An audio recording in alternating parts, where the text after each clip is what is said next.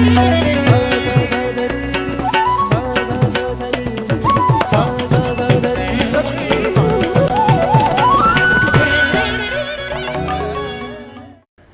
दर्शकों, ज्योतिष ज्ञान के इस नए एपिसोड में आपका बहुत बहुत स्वागत है। दर्शकों, आजकल मंदी के दौर में नौकरी पाना और किसी को नौकरी पर रखना एक बहुत ही गंभीर विषय बन गया है। तो दर्शकों, इसी विषय पर हमें और जानकारी देंगे हमारे साथ स्टूडियो में उपस्थित विश्वविख्यात ज्योतिषाचार्य पंडित वी.के. शास्त्री जी। शास्त्री जी, आपका बहुत बहुत स्वागत है हमारे स्टूडियो में। सबसे पहले शास्त्री जी ये बताइए कि अगर कोई वर्कर, कोई एम्प्लॉयर किसी को नौकरी पर रखते हैं तो उन्हें किन किन बातों का ध्यान रखना चाहिए? अगर आप कंपनी मालिक हैं और आपके यहाँ कर्मचारी आप रख रहे हैं तो सबसे पहले तो आप उस कर्मचारी को अगर सीनियर लेवल पे रख रहे हैं तो उसकी कुंडली किसी भी एस्ट्रोलॉजर से चेक करवा सकते हैं जी। उस कर्मचारी का तत्व है वो कौन सा तत्व है, राशि स्वामी, और उसका आपका मेल है या नहीं है। उसके बाद जब आपके यहाँ वो नौकरी ज्वाइन कर रहा है उस समय का लगन चर है, स्थिर है, द्वि स्वभाव है, कैसे लगन में वो नौकरी ज्वाइन कर रहा है। तो आपको ये देखना है कि जो भी वर्कर आपके यहाँ काम करने के लिए आ रहा है उसके 9वें घर की पोजीशन क्या है, भाग्य स्थान की पोजीशन क्या है। अगर 9वां घर और 5वां घर उसका ठीक है और साथ में 10वां घर ठीक है तो वो निश्चित रूप से स्थिर रह के आपको और नए नए अपने अनुभव से, अपने टैलेंट से, अपनी काबिलियत से, अपने भाग्य से आपकी कंपनी को 4 चांद लगा देगा। 5वां घर होता है टैलेंट का जी। जिस आदमी का पंचम बली होता है वो आदमी अपने कार्य क्षेत्र में बहुत फेम भी पाता है और उस काम में डेप्थ तक चला जाता है, गहराई तक उतर जाता है। पंचम जिस आप कर्मचारी का बली है वो अपने मालिक को अंत समय तक पूर्ण रूप से जी जान लगा करके किसी भी क्षेत्र में विजय दिलाने के लिए कोशिश करेगा जी। दूसरा उसका भाग्यशाली होना जरूरी है।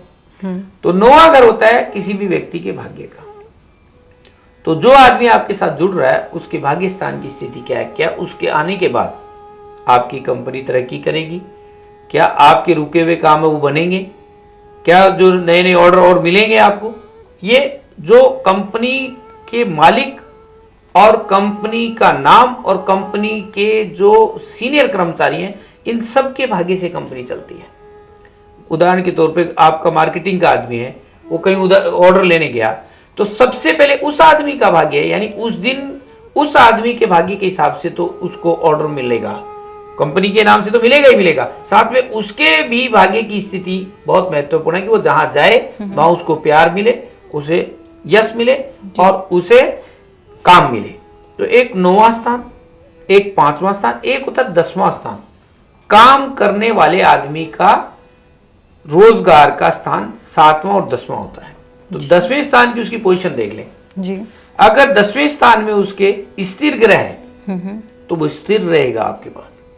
अगर चर ग्रह तो वो थोड़े दिन का मेहमान है और अगर द्वि स्वभाव है तो डबल माइंड हो रहा, वो यहां रहूं या जाऊं, रहूं या जाऊं। तो अगर आप कोई बहुत बड़ी कंपनी चलाते हैं और आप ये चाहते हैं कि आपका कर्मचारी स्थायी रहे आपके पास, उसमें पूरी काबिलियत हो और वो कंपनी के लिए भाग्यशाली हो, तो आपको किसी अच्छे एस्ट्रोलॉजर को कुंडली उसकी दिखानी चाहिए। और एस्ट्रोलॉजर को चाहिए कि वो 5वां घर, 9वां घर, 7वां घर, 10वां घर ये पूरी तरीके से चेक करके और उसका निष्कर्ष निकाले। ये है वर्कर के लिए जी। अगर आप वर्कर रखते हैं तो ये देख लीजिएगा जिस भी किसी वर्कर का सूर्य उच्च का होता है वो कभी भी मालिक की धौंस नहीं सुनता है, वो बॉस खुद रहने की कोशिश करता है, वो किसी दूसरे की अधीनता स्वीकार नहीं करता। लेकिन ऐसे आदमी को रखने से फायदा जरूर होता है क्योंकि वो पूर्ण होता है बिल्कुल, पर वो गलत बात पे कभी भी कंप्रोमाइज नहीं करेगा, वो मालिक को भी डांट देगा वक्त पड़ने पे कि आप ये गलत कर रहे हैं। तो ये जरूर देखें आप कि अगर सूर्य उच्च के वाला लड़का या आदमी या वर्कर आपको मिल जाए लेकिन इतनी हिम्मत आप में भी हो कि वो जो सच बोले उसे सहन करे, ये ना हो कि आपके मन में यह है कि मैं तो कंपनी का मालिक हूँ, मैं इतने बड़े ओहदे पे हूँ, इस आदमी ने मुझे मेरे से सवाल जवाब कैसे कर लिया। बिल्कुल। तो सवाल जवाब अगर आपको केवल सवाल जवाब में ही रहना है तब तो आप ये चीजें चेक ही नहीं करें, लेकिन अगर कंपनी के भले की बात करनी है तो आपको ऐसा वर्कर चुनना चाहिए जिसमें ये सब खासियत हो। खासकर ऐसा वर्कर जो है काफी कंपनी के लिए लॉयल साबित बहुत लॉयल होता है, जिसका सूर्य उसका होगा, ऑनेस्ट, ईमानदार, मेहनती, जी। और जहां भी वो जाएगा अपना प्रभाव छोड़ देगा। इसलिए सूर्य की स्थिति जरूर देखें। ये तो हमने बात करी अगर हम किसी को एम्प्लॉय कर रहे हैं, तो साथ ही अगर एम्प्लॉय है, नौकरी लेनी है किसी को, तो वो क्या क्या कंपनी में देखें? बहुत जरूरी है कि आप जो कंपनी ज्वाइन करने जा रहे हैं उस कंपनी का मालिक, उसका नाम और उसमें होने वाले काम से क्या आपका राशि संबंध है जी। क्या उससे कुछ आपको लेना लिखा है, उससे लाभ है आपको। ठीक। इसके लिए जरूरत यह है कि अगर आपको कंपनी के नाम और कंपनी के मालिक की दोनों की स्थिति का पता चल जाए तो कंपनी के मालिक की तो आपको कुंडली मिल सकती है और कंपनी का आपको सिर्फ नाम मिल सकता है। उसमें बनने वाला होने वाला काम वो लोहे से संबंधित है, पानी से संबंधित है, अग्नि से संबंधित है जी। आपकी राशि के स्वामी से उसका क्या मेल है जी, है ना, और आपके ज्वाइन करने का तरीका, ये सब चीजें वर्कर को भी देखनी है कि कंपनी आगे चल के कहीं ये तो नहीं डूब जाएगी, मेरे को बीच में छोड़ के भाग जाएगी। हाँ ठीक बात। तो कंपनी तरक्की करेगी या नहीं, ये कंपनी के मालिक की कुंडली के साथ साथ कंपनी के नाम पे भी निर्भर होता है। उदाहरण के तौर पे मित्र राशि वाले मालिक और कंपनियों को चुनना चाहिए। आपकी राशि के स्वामी की जिनके साथ, जिन कंपनियों के साथ ग्रह मैत्री है जी, जिस काम के साथ आपके तत्व का मेल है जी, वही, और जिस आदमी के पास आप जा रहे हैं उसके साथ कोई नवम पंचम षडाष्टक योग आपकी राशि से नहीं बन रहा है, तो निश्चित रूप से आपको वो कंपनी मालिक लंबी समय तक आपको अपने पास रखेगा और आपके रोजगार को सराहेगा। ठीक। तो आपको ये देखना है कि उसकी राशि से आपकी राशि कौन से स्थान पे है, वो जो कंपनी काम कर रही है, वो जो जिस धातु का काम कर रही है, जिस चीज का काम कर रही है, वो आपके तत्व से कितना मिलता है, ठीक, वो आपकी राशि से कितने उसके साथ ग्रह मैत्री है, और फिर ज्वाइन करने का मुहूर्त। जी, हमेशा स्थिर लगन में नौकरी ज्वाइन करनी चाहिए और पूर्णा तिथि मिल जाए तो और भी बढ़िया है। पंचमी, दसवीं, पूर्णमासी, अगर इन तीनों तिथियों में बृहस्पतिवार का दिन पड़ जाए और उस दिन आप नौकरी ज्वाइन करते हैं जी, तो आपको बहुत अच्छा लाभ मिलता है। अगर चतुर्थी, नवमी और चतुर्दशी हो और शनिवार के दिन आपको ज्वाइनिंग मिल जाए तो आपको मालिक निकालना चाहेगा ही नहीं, और निकालना चाहेगा तो भी आपको कोई उसको इतनी आपकी जरूरत हो जाएगी कि वो कहेगा सर आप यही रहिए जी। और एक होता है कंपनी में बैठने की जगह। आपको जब आपको कंपनी नौकरी के लिए बुलाती है तो जो वो जगह देती है ना आपको, उसकी दिशा जी, उसकी डायरेक्शन प्रॉपर होनी चाहिए कि आप कौन से डिपार्टमेंट में काम करने के लिए वहां गए हैं। तो अलग अलग डिपार्टमेंट के लिए अलग अलग जगह होती है। जी, अकाउंट्स का काम करते हो तो आप कोशिश करें नॉर्थ वाली साइड में बैठे। ठीक, अगर आप मान लीजिए कोई टेक्निकल लाइन में है तो कोशिश करें नॉर्थ या नॉर्थ वेस्ट में भी बैठ सकते हैं। तो इस तरीके से आपको ये देखना है कि आप जहां बैठते हैं ना ऑफिस में, कंपनी में, वो जगह पूरी प्रॉपर आपके अकॉर्डिंग, वास्तु के अकॉर्डिंग होनी चाहिए और उसमें जो कलर है वो भी आपकी राशि से मेल खाता हुआ होना चाहिए। अगर इंटरव्यू के लिए जा रहे हैं तो जैसे आप बताते हैं रंग होते हैं, कुछ वार होते हैं, तो ऐसा कुछ बताइए कि अभी हम बता देते हैं। लकी रहते हैं। अगर आप सोमवार के दिन इंटरव्यू के लिए जा रहे हैं जी, तो आप कोशिश करें दही खा के जाएं, व्हाइट कलर के ड्रेस कपड़े पहन के जाएं और कोई सिल्वर की चीज पहन के साथ जाएं या लेके जाएं, जेब में चांदी की कोई चीज अपने पास लेके जाएं। और अगर आप मंगलवार को इंटरव्यू के लिए जा रहे हैं और आप पुरुष हैं तो लाल रंग के कपड़े पहन के जाएं और 10:30 बजे से 12 बजे के बीच में जाएं और गुड़ खा के घर से निकलें। ठीक। अगर आप पुरुष या महिला कोई भी हैं और बुधवार के दिन इंटरव्यू के लिए जा रहे हैं तो आप कोशिश करें ग्रीन कलर के कपड़े पहन के जाएं। अगर आप और समय भी तय करें, अगर बुधवार को आप जा रहे हैं तो सुबह 6 बजे से 9 बजे तक अपने घर से निकल जाएं। अगर आप बृहस्पतिवार को जा रहे हैं तो आप पीले रंग के कपड़े पहन के जाएं और दोपहर में 11:30 से 12:30 बजे के बीच में समय तय कर सकते हैं।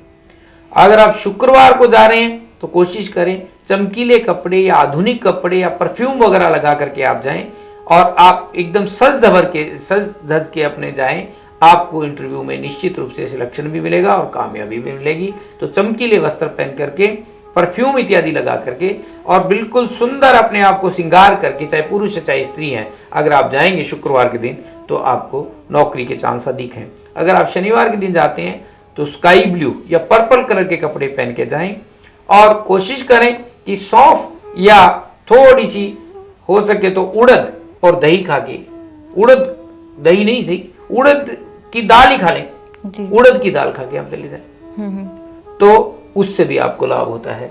तो इस प्रकार शनिवार को उड़द खाएं, उड़द की दाल खाएं और रविवार को अगर आप जा रहे हैं तो आप कोशिश करें कि घर से निकलते समय एक तांबे का गडवा लें, उसमें लाल रंग के फूल डालें और वो भरा हुआ गडवा, अगर आपकी पत्नी, आप शादीशुदा हैं तो उसको जब आप निकलें तो वो आपकी राइट साइड में रह जाए।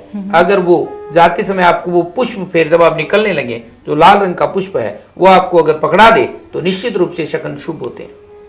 ये भी एक लाभ है और वो फूल जब तक आपके पास रहेगा निश्चित रूप से आपकी नौकरी मजबूत होगी। पंडित जी ये बताइए कि बहुत सारे लोगों की अचानक से ही नौकरी चली जाती है, तो ऐसे कौन से योग होते हैं कुंडली में जिसकी वजह से ये होता है?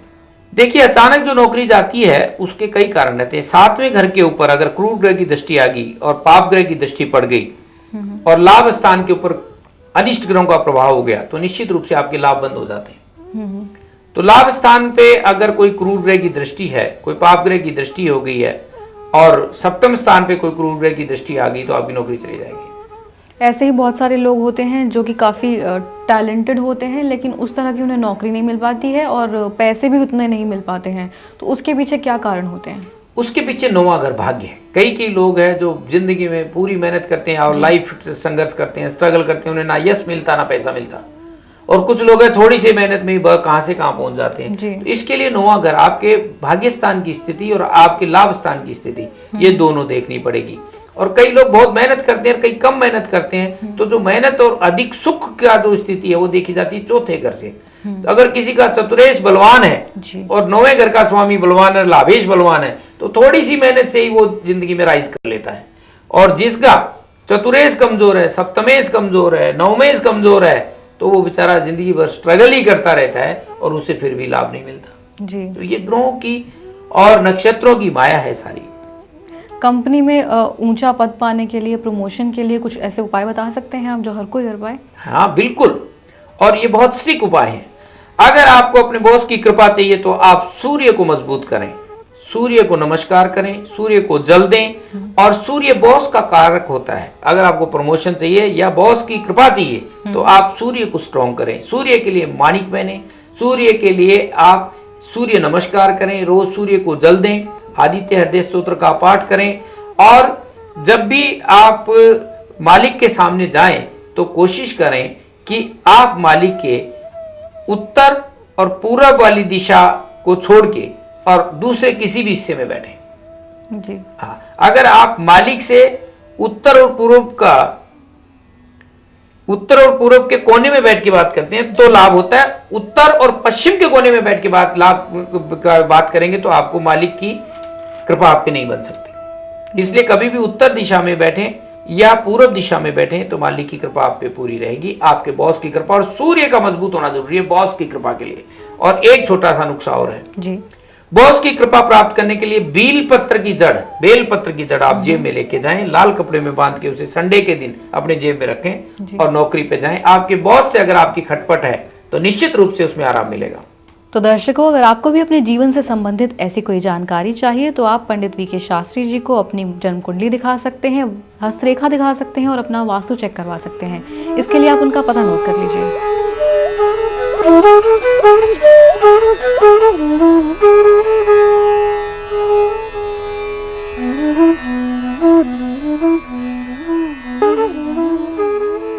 तो दर्शकों, आज हमने बात करी कि कैसे आप अपनी मनपसंद नौकरी पा सकते हैं और कैसे एक एम्प्लॉयर अपना मनपसंद एम्प्लॉय पा सकता है। ऐसे ही कुछ और रोचक जानकारियों के साथ हम अगले एपिसोड में फिर से आपसे मुलाकात करेंगे। अभी हम दोनों को इजाजत दीजिए। नमस्कार।